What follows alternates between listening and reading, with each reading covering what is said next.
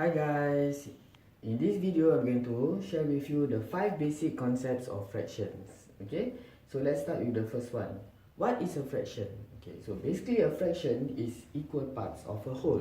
So for example, if you have a whole, like say a circle, if you cut it into equal parts, let's say you cut it into 4 equal parts and you shade one part, then what is the fraction of the whole that is shaded?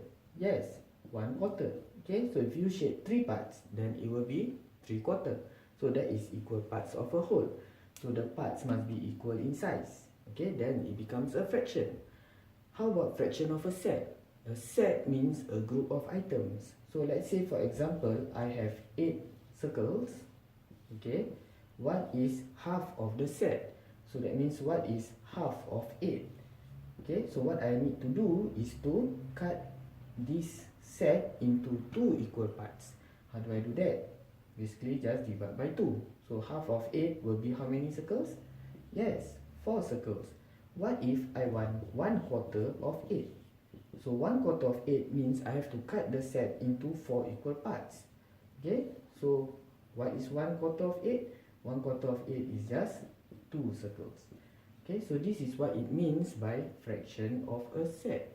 So it's just like equal parts of a whole, but now it's equal parts of a set. Okay, so the next concept of fraction is when the fraction exists as a number. So what do I mean by that? Okay, so let's say for example, you have a number line from 0 to 1. If I cut the number line into 2 equal parts, then what is this number? Yes, it's a fraction, half. Okay, so this half is actually on the number line.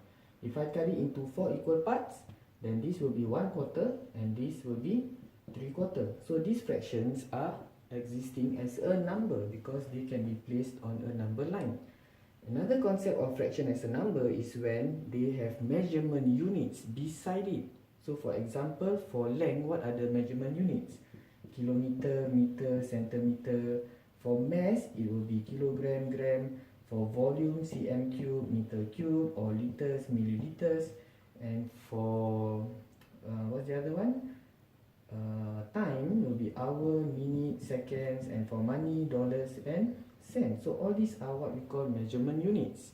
Okay, so when there's a fraction or when there's a measurement units beside a fraction, the fraction actually becomes a number. Okay, so now we will look at an example where we need to differentiate between a fraction of a set and fraction as a number, which is very important because a lot of students make mistakes there. Okay, so let's look at a common word problem.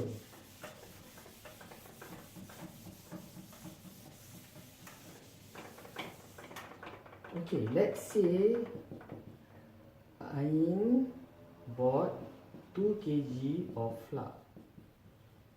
Okay, Ain bought 2 kg of flour.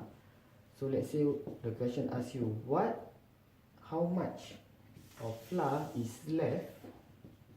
Okay, how much flour is left if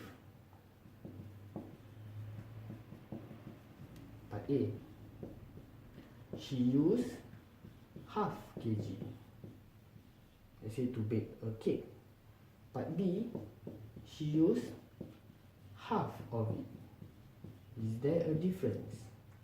Okay, is there a difference between these two questions? Of course. Okay, there's an important difference. Let's look at the first one. First one says Ain used half kg. Do you notice that there is a unit, a measurement unit beside the fraction? Okay, so when this happens, that means this fraction is actually a number. Okay, so if Ain bought 2 kg and she used half kg, if the fraction exists as a number, what can you do? You can just minus half kg. So what is 2 kg minus half kg? It is 1.5 kg. So the answer for part A is 1.5 kg. But what about part B? Is the answer the same? In part B, the question says Ain used half of it. Okay, so there is no kg beside the fraction half. So it's half of it. So this is definition number 2, where it is a fraction of a set.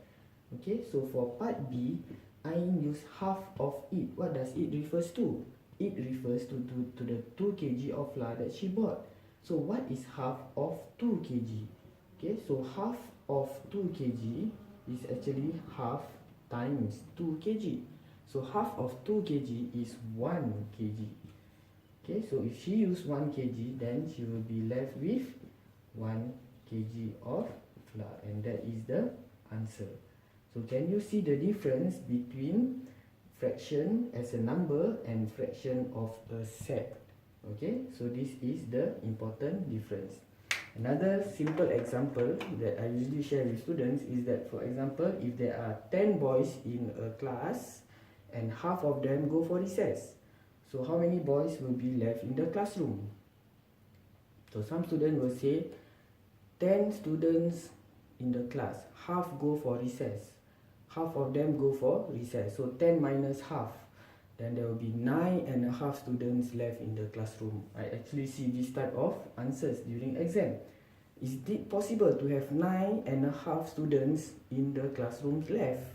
What does that mean? That means there are 9 boys and then another half a boy. So the upper part of the body goes down for recess and then the lower part stays in class.